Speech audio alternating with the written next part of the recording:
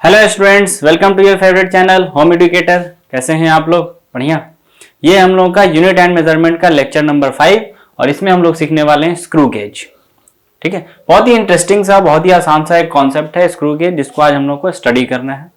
ठीक है, आखिर स्क्रू गेज की जरूरत क्यों पड़ी? बिल्कुल इनिशियल स्टेज से हम लोग स्टार्ट करते हैं। जैसे अभी हम लोग क्या कर रहे थे, लेक्चर 3 में ही हम लोग बात आया था कि अगर हमको किसी भी चीज को मेजर करना है, किसी भी इंस्ट्रूमेंट का लेंथ मेजर करना है, तो उसके लिए हम लोग क्या करते हैं, सेंटीमीटर स्केल लगाते हैं, अपना ट्रेडिशनल तरीका।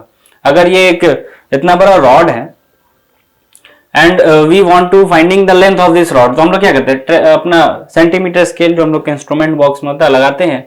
एंड मान लेते हैं सपोज यहाँ 12 है, यहाँ 13 है, और 1 2 3 4 5 6 7 8 जो भी है 9 10 ऐसे 13 हो गया। तो है कि ये 4 और 5 के बीच में आ रहा था। तो हम लोगों के साथ प्रॉब्लम आया कि हम इसको 12.4 बोले या 12.5 बोले। प्रॉब्लम था एक्चुअली क्या सेकंड प्लेस पे लिखना क्या चाहिए एग्जैक्टली हम लोग को आइडिया नहीं था। तो उसके लिए हम लोगों ने एक इंस्ट्रूमेंट पढ़ा अपने लेक्चर 4 में, वर्नियर कैलिपर, और उसमें हम लोगों ने जाना कि सेकंड प्लेस पे क्या नंबर आने वाला, उसके बारे में भी आइडिया लग गया। इवन कि उससे हम चाहें तो थर्ड प्लेस पे भी पता कर सकते हैं, बट अगर हम और ज्यादा जानना चाहें तो कैसे निकालेंगे? कि अगर हमको मान लीजिए कि प्रॉपर वैल्यू एकदम चाहिए और एक्यूरेट चाहिए, कि हमको तो भाई एकदम इसके थर्ड प्लेस पे भी वैल्यू चाहिए, 4 के बाद 7 होगा, फिर 6 होगा, फिर 3, मतलब अप टू 3 प्लेस का अगर हमको कंफर्मेशन चाहिए तो हमको स्क्रू गेज यूज करना पड़ेगा। थर्ड प्लेस के अलावा भी अगर हमको चाहिए, 4th place, 5th place, 6th place, up to 9 place तक ये वैल्यू देता है एक्चुअली। तो स्क्रू गेज है क्या? एक ऐसा डिवाइस है जिससे हम लोग क्या करते हैं, किसी भी चीज को लेंथ तो मेजर करने के लिए काम नहीं आता, वो जनरली डायमीटर हम लोग मेजर करते हैं उससे। बट जो डायमीटर हम मेजर करेंगे तो उसके कौन से वैल्यू तक आ सकता है? अप टू 3 वैल्यू तो आएगा ही आएगा, बट हम लोग चाहें तो अप टू 9 वैल्यू तक भी निकाल सकते हैं इसके वैल्यू को, कोई दिक्कत। तो जल्दी से इस बात को हम लोग नोट करते हैं। What is screw gauge? It is a instrument जिसके हेल्प से हम लोग क्या कर सकते हैं, किसी भी चीज का डायमीटर, मान लीजिए इस पेन का डायमीटर हमको नापना है, तो हम क्या कर सकते हैं, इसको नाप सकते हैं। और डेसिमल के कितने पॉइंट तक ये वैल्यू देगा? 3 पॉइंट तक तो कंफर्म देगा, मतलब हमेशा हम लोग 3 पॉइंट तक निकालेंगे। एंड उसके बावजूद भी अगर हम चाहें 4th 5th 6th प्लेस तक भी निकाल सकते हैं, अप टू 9 प्लेस तक निकाल सकते हैं एक्चुअली। क्लियर है बात? नोट किया जाए जल्दी से इसको। चलो नोट करते हैं, हम लोग मिटाते हैं इसको।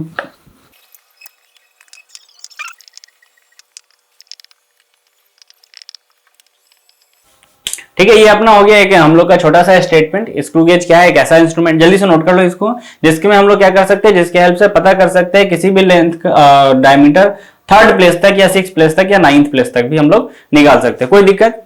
चलिए आइए जल्दी से देखते हैं स्क्रू गेज होता कैसा, उसका डायग्राम कैसा होता है। Okay, this is the diagram of screw gauge. देखिए ये आपके सामने है, मैंने बढ़िया सा बना दिया। पहले आप नोट कर लो इस डायग्राम में, फिर हम लोग बात करेंगे।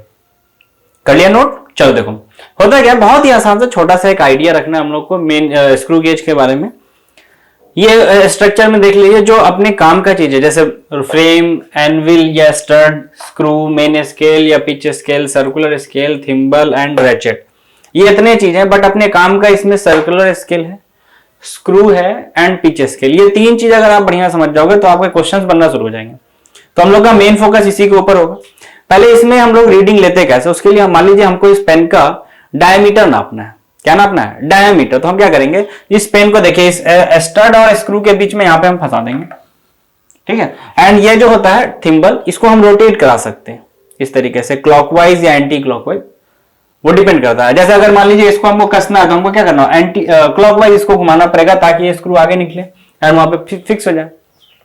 या मान लीजिए अगर ज्यादा थिकनेस वाला चीज है, उसको अगर हमको एडजस्ट करना है, यहाँ पे गैप कम है, तो इसको हम एंटी क्लॉकवाइज घुमाएंगे ताकि ये पीछे खुले, एंड देन उसके बाद हम इसको फिक्स करके फिर क्लॉकवाइज घुमा के टाइट कर लें। तो ये तो हो गया तरीका कि इसमें इसको सेट कैसे करना है, किसी भी चीज को जिसका डायमीटर हमको नापना है, या जो भी चीज हम नापना चाहते हैं। अगर हम रॉड का लेंथ नापना चाहते थे तो ऐसे करके लगा देंगे, हो गया बात खत्म, है ना। तो बट ये चूंकि लेंथ नापने के लिए हम लोग जनरली यूज करते हैं वर्नियर कैलिपर, तो उसी से कर लेते हैं, बट डायमीटर हम लोग इससे नापते हैं। खैर, आखिर नापना कैसे, यहाँ पे कुछ बात आपको दिमाग में रखना होगा जो क्वेश्चंस बनाने के लिए आपके यूज में आएगा। होता क्या है रियलिटी में, कि ये जो अपने स्क्रू है, आपने स्क्रू अपने घर पे भी देखा होगा, है ना, वो कहीं पे टाइट वाइट करने के लिए हम लोग रखते हैं, तो स्क्रू में इस तरीके का बना होता है। तो एक स्क्रू से 2 स्क्रू तक के बीच का जो गैप है, यहाँ पे बड़ा इंटरेस्टिंग बात है बहुत ही इंटरेस्टिंग बात है ये कि एक स्क्रू से दूसरे स्क्रू तक के बीच का जो गैप है दैट इज इक्वल टू एक स्केल से दूसरे स्केल तक के बीच का दूरी, पिच स्केल का, not circular scale. Pitch scale के दो थ्रेड्स के बीच का दूरी या दो पॉइंट्स के बीच का दूरी किसके बराबर होगा? स्क्रू के दो थ्रेड्स के बीच का। क्या याद रहेगा बात आपको? क्या है? स्क्रू के दो थ्रेड के बीच का दूरी इक्वल है मेन स्केल या पिच स्केल के दो रीडिंग के बीच के दूरी के। याद रखना आपको, बिल्कुल ये बहुत इंपॉर्टेंट कॉन्सेप्ट है। और एक बात आपको याद रखना कि जैसे स्क्रू गेज का एक नाम होता है माइक्रोमीटर। क्या नाम होता है? माइक्रोमीटर स्केल भी बोलते हैं। इसलिए बोलते हैं ऐसा कि माइक्रोमीटर एक रूल होता है जिसमें उसमें होता क्या है कि अगर हमने मान लीजिए कि स्क्रू, मान लीजिए अगर suppose this is a screw, इसको अगर हम रोटेट कराते हैं इस तरीके से तो होगा क्या? अगर हमने इसको रोटेट कराया तो ये एक रोटेशन में उतना ही डिस्टेंस आगे बढ़े जितना इस एक थ्रेड से दूसरे थ्रेड के बीच का गैप है। सेम प्रिंसिपल यहां भी वर्क करता है, सेम प्रिंसिपल यहां भी वर्क करता है कि अगर हमने यहां से रोटेट कराया इस तरीके से क्लॉकवाइज या एंटी क्लॉकवाइज तो ये जो स्क्रू है ये आगे की तरफ शिफ्ट करेगा। कितना शिफ्ट करेगा? जितना इन दोनों के बीच का डिस्टेंस है, यानी दो स्क्रू के बीच का डिस्टेंस। एक कंप्लीट रोटेशन में ये स्क्रू उतना ही आगे बढ़ेगा जितना इन दोनों स्क्रू के बीच का गैप है। This is very important thing, this is very important thing जो आपको याद रखना है। चाहे आप क्लॉकवाइज घुमाएंगे तो आगे बढ़ेगा, एंटी क्लॉकवाइज घुमाएंगे पीछे बढ़ेगा। आप ये समझ लो कि मान लीजिए ये जो पेन का कैप है ना, इसको अगर हम एक चक्कर, जैसे ये अभी लाइन ऊपर है तो इसको अगर हम एक चक्कर कंप्लीट इस तरीके से घुमाएंगे, ये घूम गया, तो एक कंप्लीट चक्कर में ये कितना आगे बढ़ा होगा?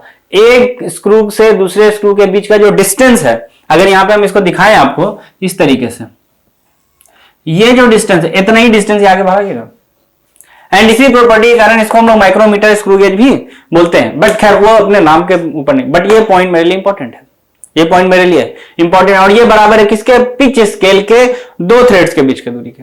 यानी ये डिस्टेंस और यहां पे भी अगर आप देखिएगा तो दो रीडिंग के बीच का जो दूरी है ये भी बराबर है आपस में। अगर इसको हम डी बोलते हैं तो ये भी डिस्टेंस कितना है? डी। और ये बराबर है किसके? एक कंप्लीट रोटेशन में कितना आगे गया उसके। क्या बात समझ में आया? बोलो जल्दी, बात ठीक है? क्या बात को आगे बढ़ाया जाए? समझ में आया? पिच स्केल के दो रीडिंग्स के बीच का दूरी एंड स्क्रू के दो थ्रेड्स के बीच का दूरी बराबर होगा, एंड ये बराबर होगा एक कंप्लीट रोटेशन में ये थ्रेड कितना आगे भाग रहा है, ये स्क्रू कितना आगे भाग रहा है। क्या इस बात को नोट किया जाए? जल्दी से नोट करते हैं हम लोग, जल्दी से नोट करते हैं। क्या नोट करना है हमको? The distance between two threads of A screw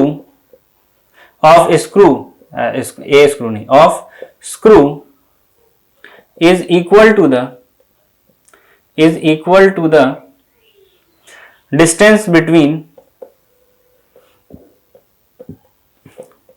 two readings of main scale या pitch scale। क्या बात समझ में आया? इस बात को नोट कर लिए जल्दी से, हो गया नोट? चलो एक और बात हम लोग डिफाइन करते हैं यहाँ पे, पिच। पिच हम लोग किसको बोलते हैं? एक कंप्लीट चक्कर में ये स्क्रू कितना आगे भागा उसी को क्या बोलना है? पिच बोलना है। क्या बोलना है? पिच। एक बार फिर से मैं बोलता हूं, व्हाट इज पिच? एक कंप्लीट चक्कर में या एक कंप्लीट बार घुमाने में ये स्क्रू कितना आगे भागा, वो भागेगा तो स्क्रू के थ्रेड्स के बीच के दूरी के बराबर, बट उस स्पेशल दूरी का नाम हम लोग डिफाइन करते हैं पिच। याद रहेगा? चलो मिटा के लिखते हैं इस बात को हम लोग, जल्दी से मिटाए जाए।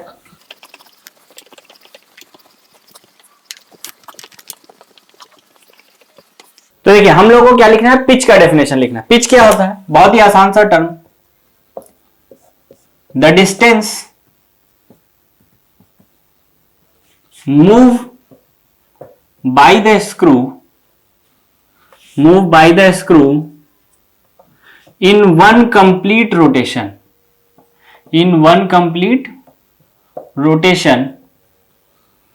is called pitch।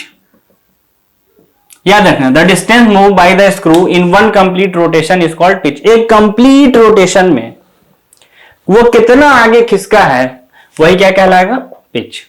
यानी अगर इसको हम रोटेट कराते हैं एक बार इस तरीके से, अगर ये रोटेट हम कराते, इसको फिक्स हम पकड़ रखे हैं एंड बस हमने क्या किया, कैप को रोटेट कराया, तो ये कैप को अगर रोटेट कराने के बाद ये जितना आगे बढ़ेगा वही क्या कहलाएगा, पिच। और ये भी हम आपको बता चुके हैं ये कितना आगे बढ़ता है, ये आगे बढ़ता है दो थ्रेड्स के बीच की दूरी के बराबर, यानी pitch is equal to distance between two threads, distance between two threads of screw, कि आखिर स्क्रू के बीच में स्क्रू के जो थ्रेड्स है उसके दोनों दो थ्रेड्स के बीच में क्या डिस्टेंस उतना ही के बराबर होगा। And this is also equal to main scale के दो रीडिंग के बीच के दूरी के, यानी distance between two readings on main scale, main scale के दो रीडिंग के बीच के दूरी के भी बराबर होगा पिच। क्या कोई दिक्कत है आप लोगों को? जल्दी से बोलिए, नहीं ना। पिच क्या है, एक कंप्लीट चक्कर में कितना आगे बढ़ा पिच है भाई, कितना बार बोले हैं। और वो किसके बराबर होगा, दो थ्रेड्स के बीच के दूरी के बराबर होगा। और किसके बराबर होगा, मेन स्केल के दो रीडिंग के बीच के दूरी के बराबर होगा। क्या बात क्लियर है? तीनों आपस में क्या होता है, इक्वल होता है। आइए उस बात को बढ़ाते हैं, थोड़ा लीस्ट काउंट के ऊपर हम लोग बात करते हैं।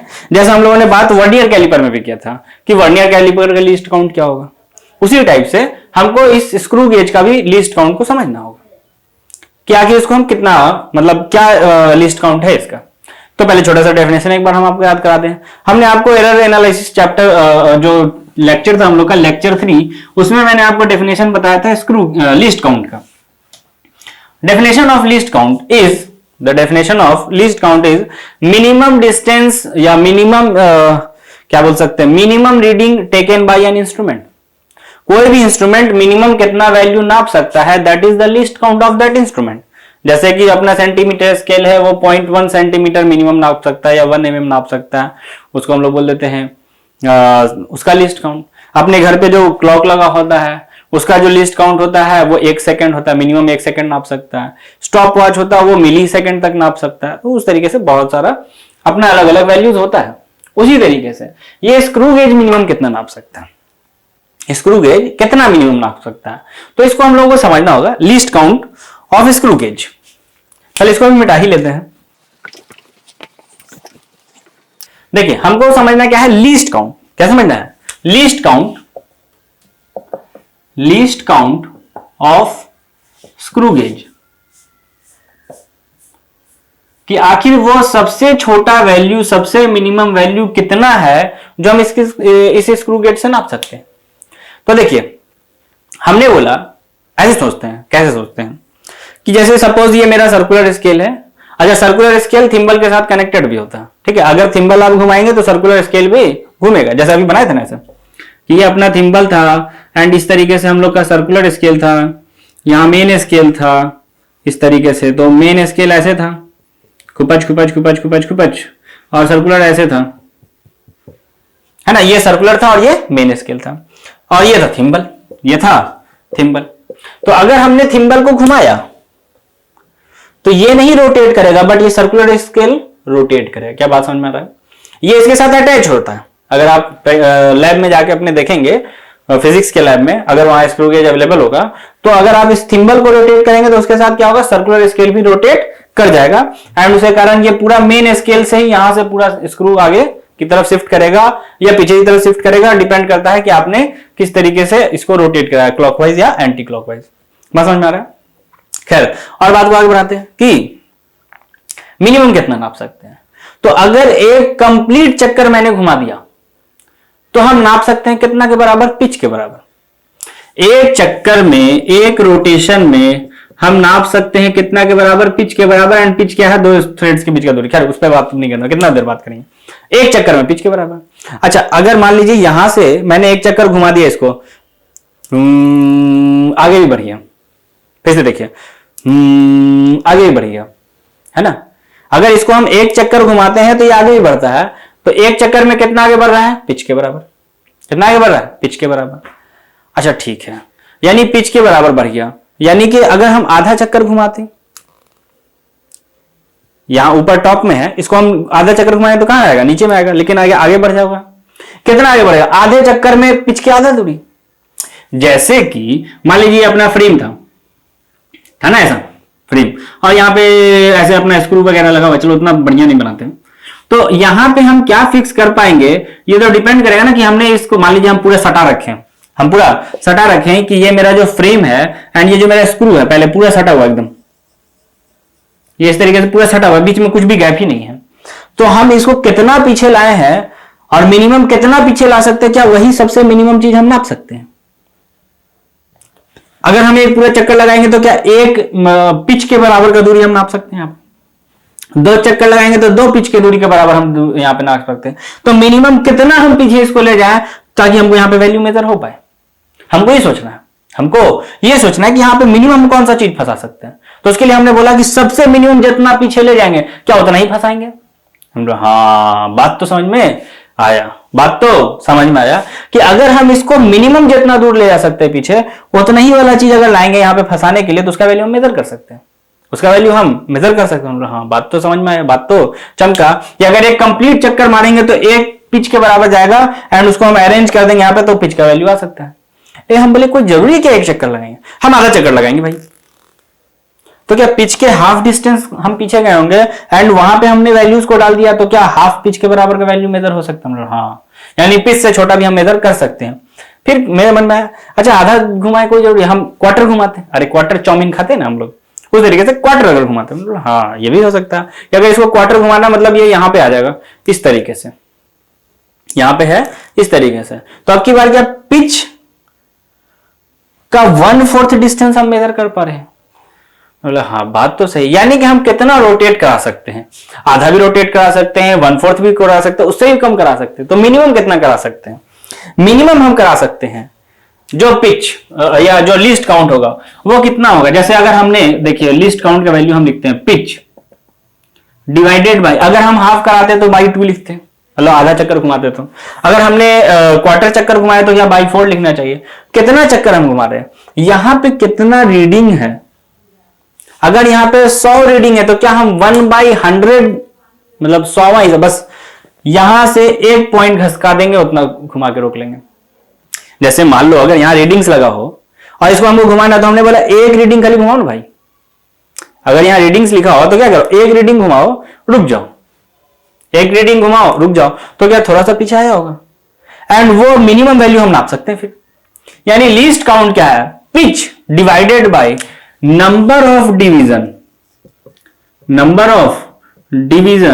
On circular scale.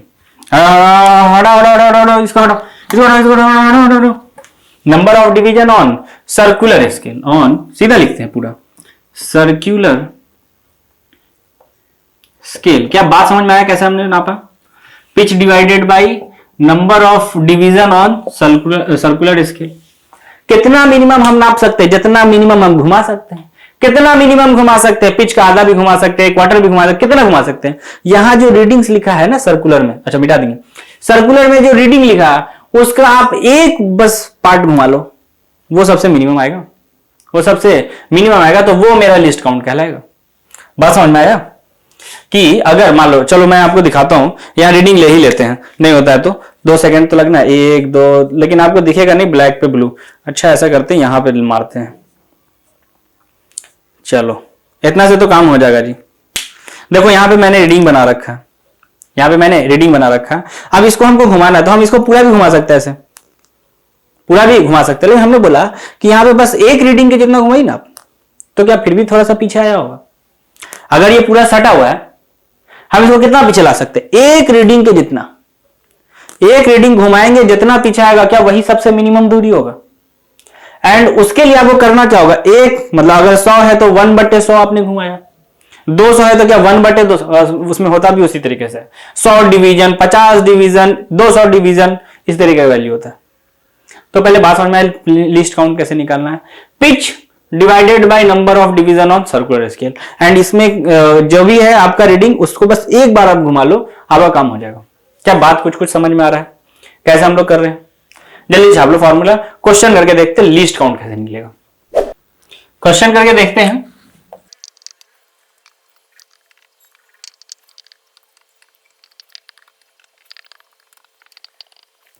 चलिए जल्दी से, ये क्वेश्चन है आपके सामने, इसको जल्दी से सॉल्व कर दो। लीस्ट काउंट निकाल के बताना है कि कितना आएगा। ठीक है, कर लो ट्राई, कर लो जल्दी। कर लिया क्या? चलो देखते हैं क्या आता आंसर हम लोगों का। सब लोगों ने ट्राई तो कर ही लिया, क्या देखते हैं which is the correct answer. देखिए हम लोगों को करना क्या, अगर हमको लीस्ट काउंट निकालना है तो हमको लिखना है पिच, क्योंकि टोटल एक चक्कर में कितना घूमता है, and divided by number of division on circular scale, divided by number of division on circular scale. CS लिख लेते हैं, उतना लंबा क्या लिखना, सर्कुलर स्केल। तो वो तो हम लोग क्लियर कट दिया हुआ है, नंबर ऑफ डिवीजन 50 है, मतलब नीचे तो 50 लिख देंगे, बट पिच हमको नहीं पता है। पिच के लिए इसने थोड़ा सा ट्विस्ट कर, पिच क्या होता था, एक कंप्लीट चक्कर में कितना आगे बढ़ गया स्क्रू, एक कंप्लीट चक्कर जब हमने घुमाया तो स्क्रू कितना आगे बढ़ा, क्या वही पिच होता है। तो इसने बोला कि 2 चक्कर हमने लगाया, 2 फुल टर्न करने पे ये डिस्टेंस कवर कर रहा है 1 mm। इसका मतलब एक चक्कर करने में वन टर्न में डिस्टेंस इन 1 टर्न कितना आएगा, 1/2 mm। क्या यही पिच है?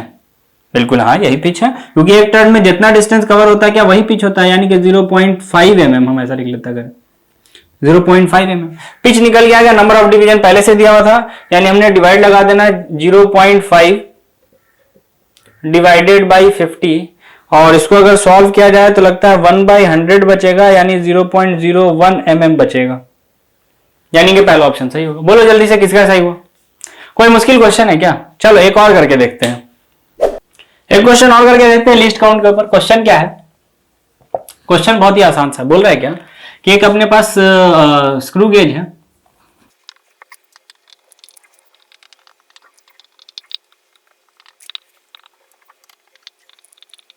देखो ये क्वेश्चन है, जल्दी से, बहुत ही आसान बच्चा टाइप क्वेश्चन है, बना दो जल्दी से, बना दो, खत्म करो इसको।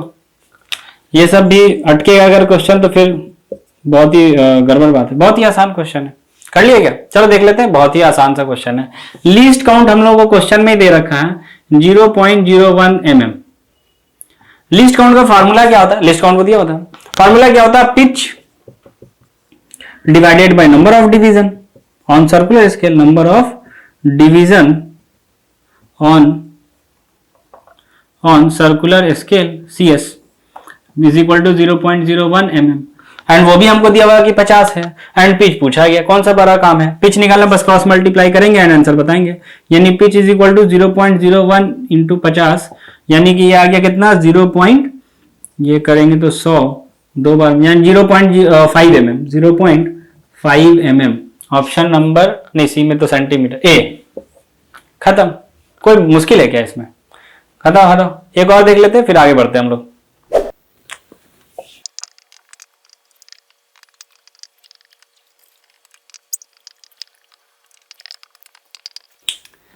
देखिए ये एक क्वेश्चन है आपके सामने, इसके लिए भी आपके पास 4 ऑप्शन है अगेन, एंड आपको ट्राई करके बताना है which is the correct answer. चलो जल्दी से ट्राई कर लो, सब लोग ट्राई करो जल्दी से, ज्यादा फाकी नहीं मारो, आराम से नहीं बैठो कि मास्टर बताएगा तो कॉपी करेंगे।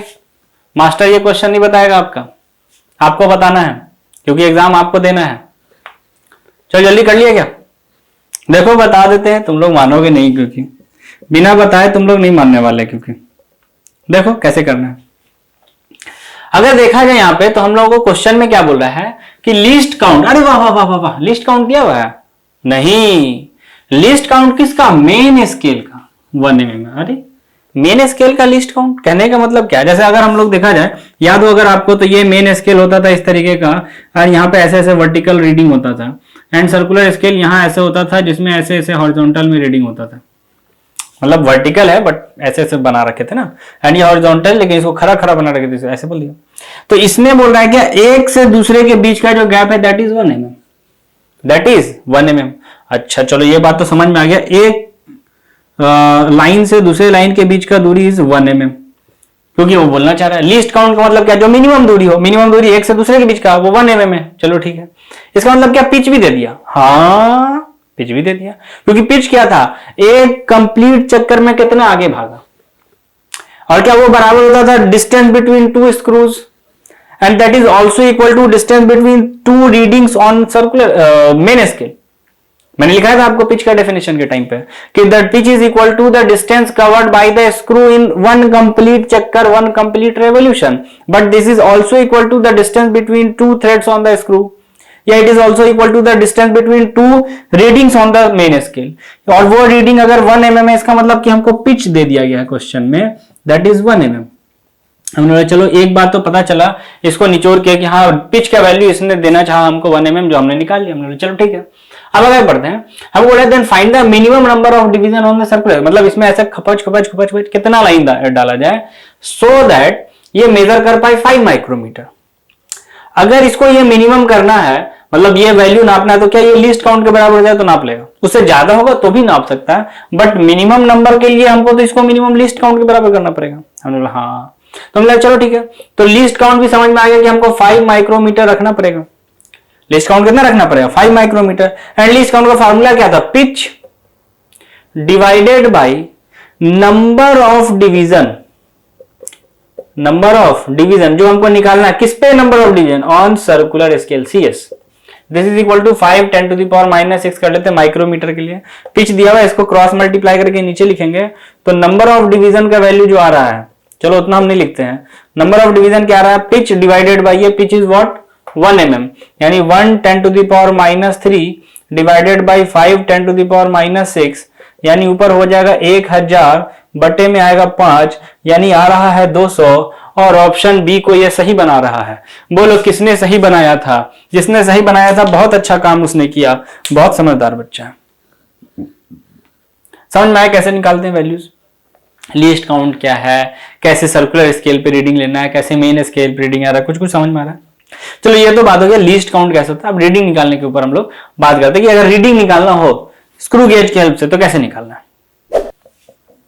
Finding reading, finding reading. अब अपना काम क्या है, ये समझना कि रीडिंग कैसे लेना है, स्क्रू गेज के हेल्प से रीडिंग कैसे लेना है ये हमको जानना है। हमने बोला चलो ठीक है, इसके ऊपर ही बात करते हैं। फॉर्मूला तो चलो अभी भी वही है जो हम लोग का वर्नियर कैलिपर में होता था कि जो रीडिंग है वो वहां पे क्या होता था? MSR प्लस VSR, यानी main scale reading plus vernier scale reading. यहां पे क्या होगा?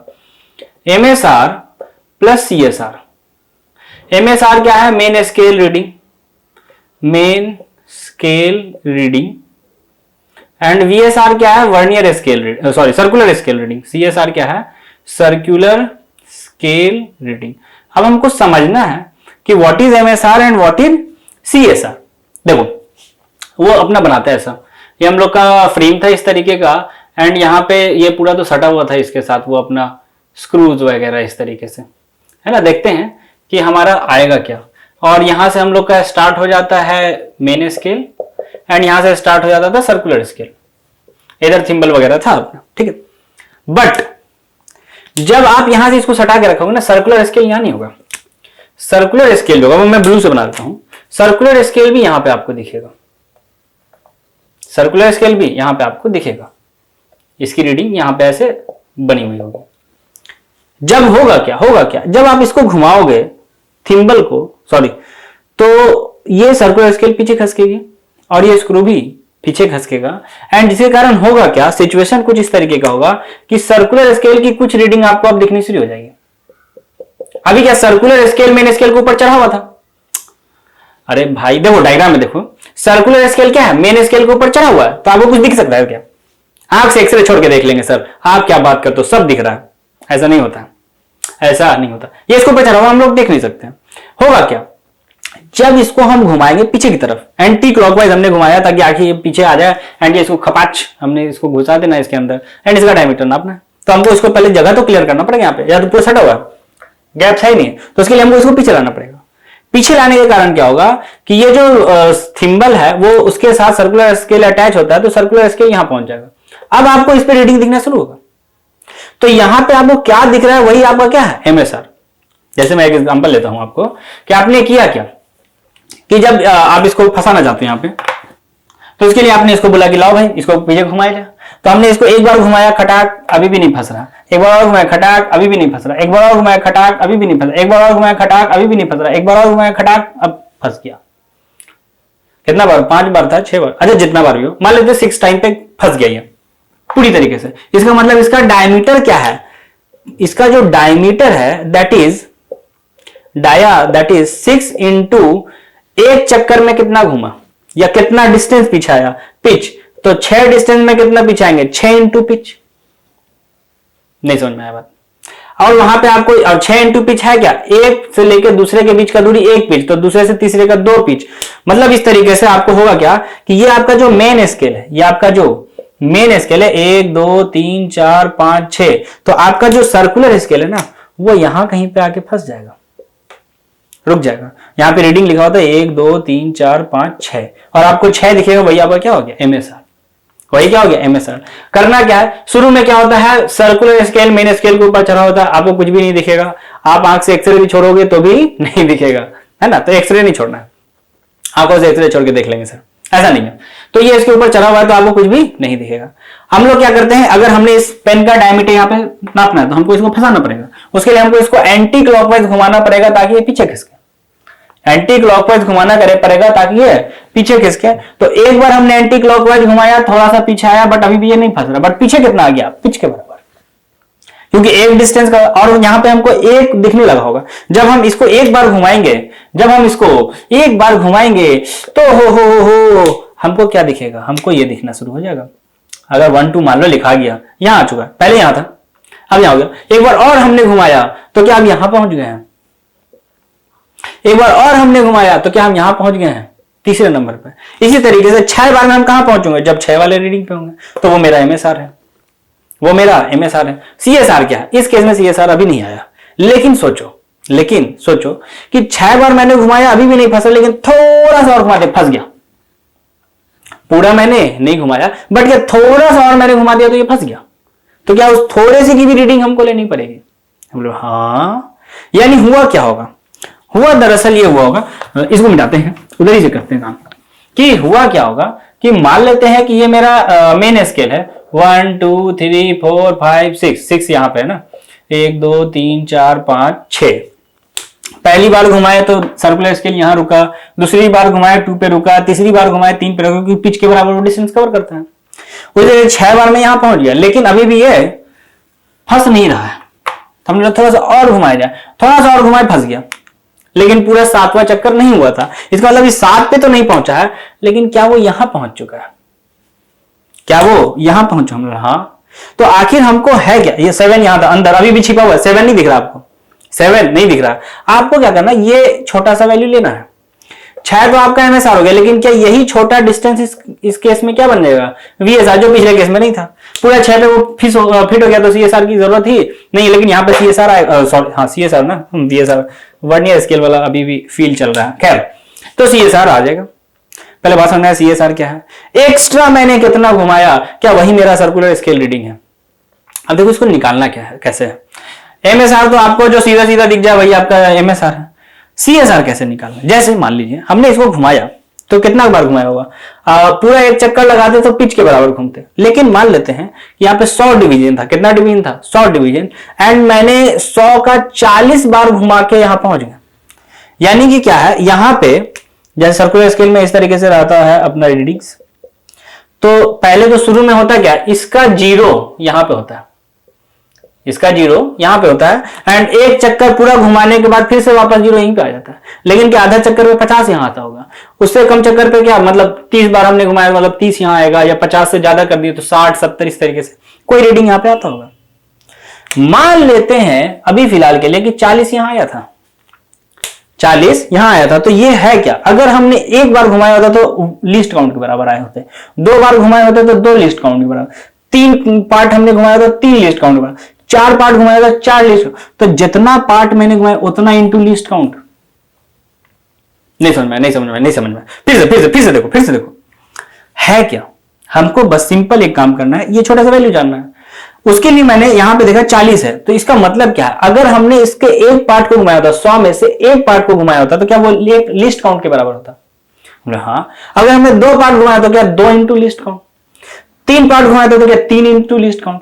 उस जगह से यहां पे 40, इसका मतलब क्या, मैंने 40 पार्ट इसका रोटेट करा दिया, यानी this distance is CSR is 40 into least count. यानी आपको याद कैसे रखना है, वही तरीका याद रखने का जो हम लोगों ने वहां पे किया था, किसमें किया था, वर्नियर कैलिपर में, कि least count multiply by coinciding division या कॉन्साइडिंग डिवीजन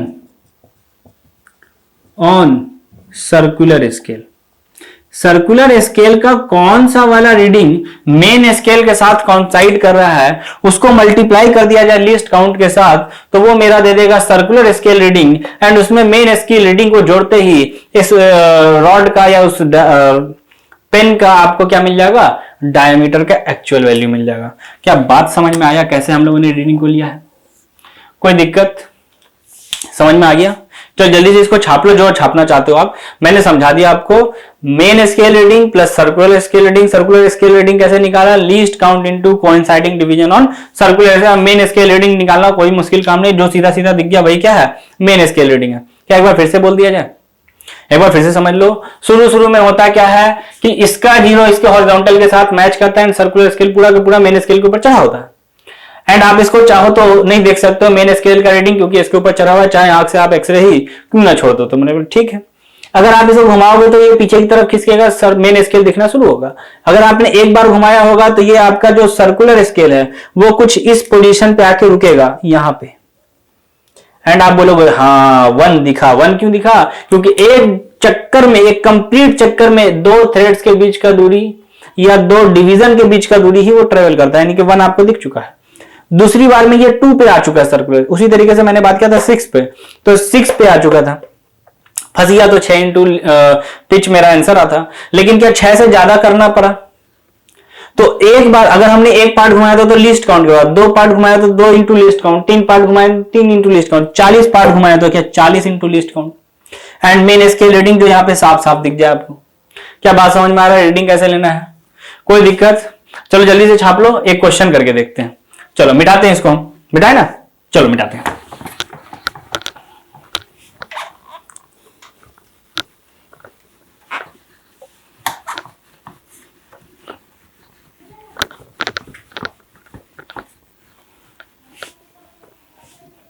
देखो आपके पास क्या है, एक फोटो में बना रहा हूं, उस फोटो का आपको रीडिंग बताना है, कोई ऑप्शन कुछ नहीं है।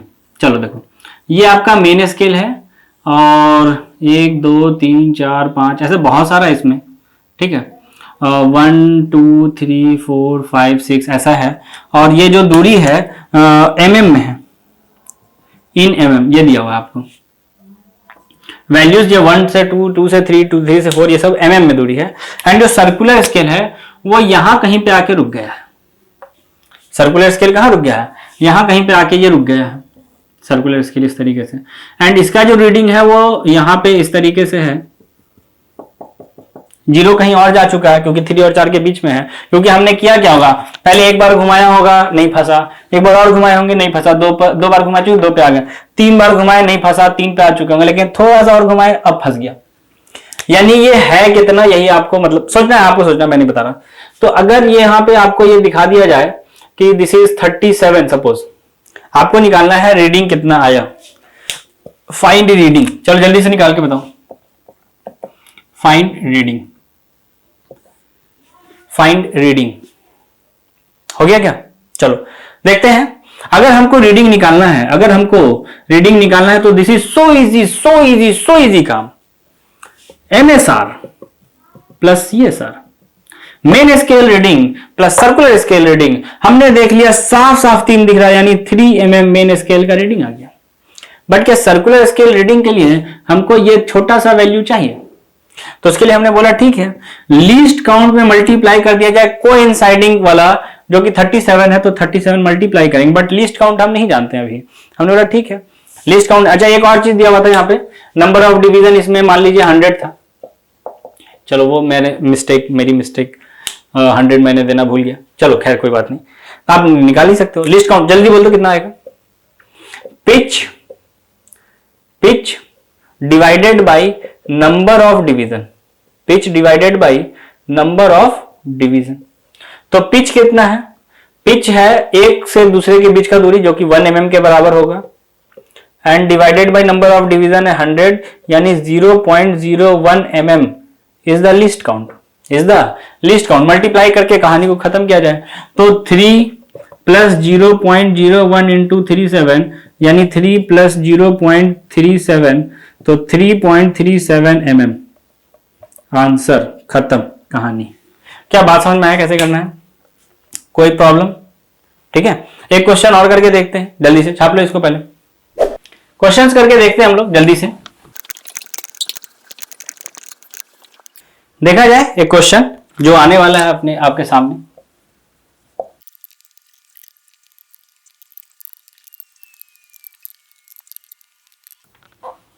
देखिए ये क्वेश्चन है आपके सामने, इसके लिए आपके पास 4 ऑप्शन है। टेक अ अटेम्प्ट और आराम से इसको बनाइए। थोड़ा सा लेंथी क्वेश्चन है बट आप बना सकते हो। ठीक है, जल्दी से ट्राई करो, ट्राई करिए जल्दी से इसको। क्या आ रहा है? अच्छा हट जाए सामने से। लो लो लो, बनाओ बनाओ बनाओ बनाओ बनाओ बनाओ बनाओ बनाओ, जल्दी बनाओ। कर लिया क्या?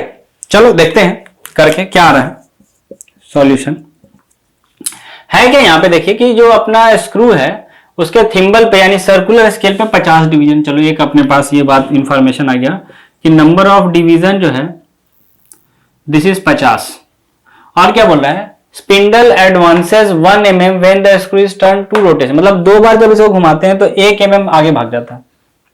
इसका मतलब हमको ये पिच का वैल्यू बोल रहा है 1/2 mm, क्योंकि 2 टर्न में 1 mm, तो एक टर्न में कितना 1/2 mm, एंड एक टर्न में जितना आगे जाता है वही तो पिच होता है।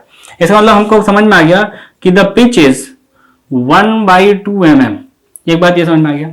फिर क्या बोल रहा है? The screw is used to measure the dia of wire. एक वायर का डाया मेजर करने के लिए the reading on the sleeve is 0.5 mm। मतलब जो स्लीव है, स्लीव कहने मतलब मेन स्केल, उसका रीडिंग बता रखा है 0.5 mm, यानी MSR तो डायरेक्ट पता चल गया, थोड़ा लैंग्वेज में फंसा रहा है, 0.5 mm। ठीक है, and the reading on the thimble is found to be 20। मतलब वो जो 27 वाला डिवीजन है, 50 में से 27 वाला, वो कॉन्साइड कर रहा है, तो डायमीटर निकालना। तो बोला ठीक है, तो एक काम करते हैं, लीस्ट काउंट सबसे पहले निकालते हैं। लीस्ट काउंट क्या होता है? Pitch divided by number of division. दोनों ही हम लोगों को पता है, कोई मुश्किल ही नहीं। पिच पता है 1/2 यानी कि 0.5 mm, and number of division है 50। ये अगर काटेंगे तो 1/100 मतलब 0.01 mm आएगा लिस्ट काउंट का वैल्यू, 0.01 mm। चलो ठीक है। अब अगर हम लोग रीडिंग की ऊपर बात किया जाए, किसके ऊपर बात किया जाए? रीडिंग। अच्छा पहले बताना लिस्ट काउंट किस का सही आया था। चलो गुड गुड गुड, बहुत बढ़िया। तो रीडिंग किसका वैल्यू क्या होता है? MSR यानी main scale reading plus circular scale reading CSR। Main scale reading जो सीधा सीधा दिख जाए, यहां पे दिख गया 0.5 mm, तो हमने लिख दिया 0.5 प्लस। अच्छा सारा वैल्यूज हम mm में लिख रहे हैं। CSR के लिए क्या लिखना है? Least count into number of coinciding division. Least count है 0.01 एंड कॉन्साइड कर रहा है कौन सा? 27 वाला, तो हमने लिख दिया 27। तो आ रहा है 0.5 प्लस 0.27 यानी 0.77 mm। सब चीज mm में लिए थे क्योंकि। अच्छा यहाँ आंसर सेंटीमीटर में, तो ठीक है एक जीरो और बढ़ा दिया जाए, यानी हम लिखेंगे 0.077 सेंटीमीटर। कहां पे है? वो फर्स्ट में ही है, कोई दिक्कत नहीं है। अब थोड़ा सा इसमें छोटा छोटा बात कुछ और होता है जीरो एरर के बारे में, जो हम लोगों ने वर्नियर स्केल में भी किया था, है ना। अगर वो जीरो एरर क्या होता है वही कुछ है, देख लेते हैं जल्दी से हम लोग इसको, फिर मिटा लें। छाप लो जल्दी, छाप लो, मिटा दें। चलो जीरो एरर, कौन सा एरर? Zero error. बहुत ही आसान सा कॉन्सेप्ट है जीरो एरर का।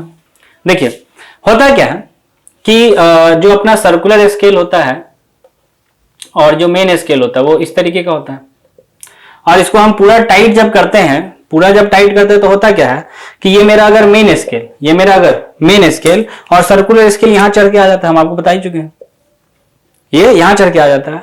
अगर मेन स्केल ये सर्कुलर का रीडिंग ऐसे ऐसे और मेन स्केल का रीडिंग है ऐसे इसके ऊपर, तो इसका जो सर्कुलर का जो जीरो होना चाहिए वो एकदम इस ब्लैक लाइन के ऊपर आ जाना चाहिए। लेकिन इससे अगर ऊपर है या नीचे है तो बोलते हैं जीरो एरर, मतलब जीरो मैच नहीं कर रहा। जीरो एरर क्या होगा कि जब zero on circular scale and zero on main scale match ना करे तो वहां पे जीरो एरर आ जाता है। ठीक है, अगर इसको हमने जब पूरी तरीके से टाइट कर दिया, इसको जब पूरा बंद कर दिए तो क्या हो गया, सर्कुलर स्केल यहां चढ़ के आ गया, एंड इस सर्कुलर का जीरो इस मेन स्केल के जीरो के साथ मैच करना चाहिए, कॉन्साइड करना चाहिए। अगर कॉन्साइड करेगा तो बोलेंगे जीरो एरर नहीं है, और अगर नहीं किया तो जीरो एरर है। तो सबसे पहले तो रीजन समझना है कि what is zero error. Zero error क्या है कि जब भी सर्कुलर का जीरो एंड मेन स्केल का जीरो कॉन्साइड ना करे तो वहां पे बोलते हैं कि जीरो एरर आ गया। यानी कि हम लोग ऐसा लिख देते हैं, if zero of circular scale do not coincide with the main scale, with the zero of main scale, then zero error occur, तब जीरो एरर आ जाएगा। अब हो क्या सकता है कि जब इसको हम टाइट करेंगे पूरी तरीके से, तो हो सकता है जीरो इसका ऊपर हो एंड हो सकता है जीरो नीचे भी हो, दोनों हो सकता है। तो उसके हिसाब से हमने दो नाम दिया, एक पॉजिटिव जीरो एरर और एक नेगेटिव जीरो एरर। बहुत ही आसान सा कॉन्सेप्ट समझना है आपको। तो जीरो एरर दो तरीके का हो सकता है, जीरो एरर टू टाइप्स का हो सकता है, एक तो पॉजिटिव जीरो एरर और दूसरा कैसा हो सकता है, नेगेटिव जीरो एरर। एक है पॉजिटिव जीरो एरर, एक है negative zero error. Positive zero error कब बोलेंगे, जब सर्कुलर का जीरो और मेन का मैच ना करे एंड सर्कुलर का जीरो नीचे आ जाए, तो पॉजिटिव जीरो एरर। और नेगेटिव जीरो एरर कब होगा, जब सर्कुलर का जीरो मेन स्केल के जीरो से ऊपर हो। यानी डायग्राम में अगर बनाया जाए तो अगर ये मेरा मेन स्केल है, अगर ये मेरा मेन स्केल और यहीं पे लाइन होगा एंड यहां पे मेरा सर्कुलर स्केल इस तरीके से, तो सर्कुलर का जीरो यहां पे आ जाए, मतलब मेन स्केल के जीरो के नीचे, तो क्या बोलेंगे, पॉजिटिव जीरो एरर। तो इसको आप नोट भी कर लो, ये पॉजिटिव जीरो एरर कब होगा, if zero of circular scale is below the zero of main scale, ये होगा। और उसमें आप समझ ही चुके हो कि क्या बनने वाला है। ये अगर मेरा मेन स्केल है और अगर इसमें हम सर्कुलर बनाएंगे तो कुछ इस तरीके का बनाएंगे एंड अगर जीरो ऊपर हो जाए, एबव हो जाए जीरो ऑफ मेन स्केल के, तो क्या निगेटिव जीरो एरर आ जाएगा। तो हम लोग यहां पे बोलेंगे if zero of circular scale is above the zero of main scale, तो वहां पे कौन सा निगेटिव आ जाएगा एरर, निगेटिव जीरो एरर। और अगर नीचे है तो कौन सा एरर है, पॉजिटिव जीरो एरर है। ठीक है, कोई दिक्कत नहीं। अगर ये पॉजिटिव जीरो एरर या निगेटिव जीरो एरर आएगा कैसे, बहुत ही आसानी से आएगा। कितना नीचे आ चुका है, कोई ना कोई तो इससे कॉन्साइड करेगा ना भाई, कोई ना कोई तो इससे कॉन्साइड करेगा ही। तो जितना कॉन्साइड किया इनटू लीस्ट काउंट, क्योंकि कितना नीचे आ चुका है, कितना ज्यादा घूम गया है। एक पॉइंट अगर नीचे आता तो लीस्ट काउंट हुआ, लेकिन 2 पॉइंट अगर नीचे आ चुका तो 2 इंटू लीस्ट काउंट। तो जितना कॉन्साइड किया उतना इंटू लीस्ट काउंट ही वो हमको लिखना होगा। यानी पॉजिटिव जीरो एरर जो वैल्यू है, पॉजिटिव जीरो एरर ये जो वैल्यू है, that is least count multiply by coinciding division,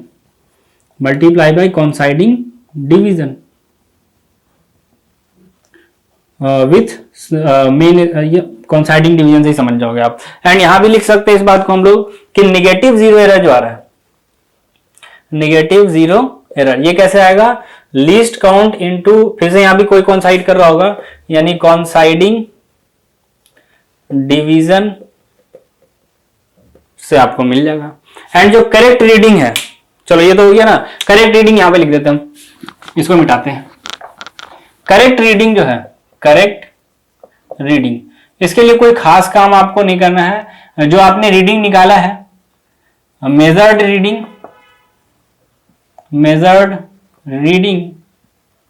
minus zero error, बस काम खत्म, जीरो एरर। और पॉजिटिव है तो प्लस वाला लिखेंगे, यानी कि माइनस करना होगा, और माइनस वाला नेगेटिव जीरो एरर होगा तो माइनस माइनस प्लस हो जाएगा। बस इतनी छोटी सी बात करनी है। पॉजिटिव जीरो एरर कब होगा, जब जीरो मेन स्केल से नीचे आ जाए तो पॉजिटिव जीरो एरर, अगर मेन स्केल से ऊपर आ जाए तो नेगेटिव जीरो एरर। निकालना कैसे, least count into coinciding division, यहां भी least count into coinciding division. Correct reading क्या होगा, जो आपने मेजर्ड किया है रीडिंग, उसमें जीरो एरर को घटा दिया जाए। खूब अच्छ, खत्म करो कहानी, नोट कर लिया। Okay, so this is all about the screw gauge. Screw gauge के बारे में बाहर इससे ज्यादा कोई क्वेश्चन नहीं आ सकता। आपको कॉन्सेप्ट दिमाग में रखना है, क्वेश्चंस को ट्राई करना है। अगर क्वेश्चन नहीं बने तो आप कमेंट सेक्शन में आइए, मुझसे क्वेश्चन पूछिए, मैं आपको बताऊंगा कि बनाना कैसे उस क्वेश्चन को। ठीक है, अगर वीडियो अच्छा लगा हो तो लाइक कर दीजिए, सब्सक्राइब कर दीजिए एंड शेयर भी कीजिए अपने दोस्तों में, ताकि ज्यादा से ज्यादा लोग इससे फायदा उठा सकें। ओके, तो जुड़े रहिए अपने इस फेवरेट चैनल के साथ, होम एडुकेटर के साथ, ताकि आपको बढ़िया बढ़िया वीडियोस मिले देखने के लिए। Thank you, good bye.